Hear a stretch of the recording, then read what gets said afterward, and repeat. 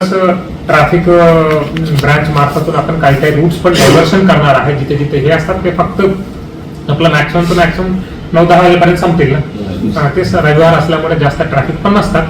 100% traffic department पण डायव्हर्शन्स करून आपला मॅरेथॉनसाठी मदत करणार आहे. यावर्षी माझे याच्यामध्ये खरं सांगायचं त्यांच्या बड्यापणा आहे की ऑपरेशन प्रस्थान अंतर्गत पण बोलतात. आम्ही जस्ट सहभाग झालेला आहे, त्यांच्यासोबत जोडलेला आहे. अदरवाईज ते पूर्ण नियोजन तेही केलेलं आहे.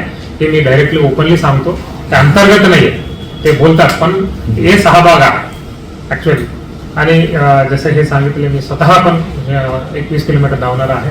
मी प्रॅक्टिस केल्यामुळे मी सांगतो, तर प्रॅक्टिस नाही केलं मी गेल्या वर्षी फक्त 5 किलोमीटर धावलेलं होता. यावर्षी प्रॅक्टिस झाल्यामुळे 21 किलोमीटर धावणाऱ्याने माझ्यासोबत अजून कमीत कमी आपला यवतमाळ जिल्हा असा 25 ते 30 अधिकारी आणि अंमलदार 21 किलोमीटर धावणार आहे.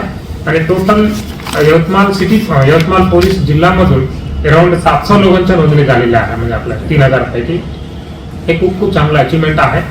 आणि हे इनिशिएटिव्ह ऍक्च्युअली फक्त मॅरेथॉनसाठी नाही, म्हणजे मॅरेथॉन ठेवले म्हणून काही लोक 1 महिन्यापूर्वी 2 महिन्यापूर्वी प्रॅक्टिस चालू करतात. आपला मुख्य उद्देश ते आहे की हे डॉक्टर्स असल्यामुळे त्यांना माहिती आहे, म्हणजे आपल्याला जो प्रॉब्लेम्स येतात रनिंग केले तर ऑटोमॅटिकली सर्व प्रॉब्लेम्स संपतील म्हणून सर्वांना माहिती आहे. रनिंग असतील, वॉकिंग असतील, आणि एक चांगला माहोल परिस्थिती पूर्ण शहरामध्ये निर्मित केलेला आहे. परत मी अभिनंदन करतो आणि थँक्यू. जय हिंद, जय महाराष्ट्र.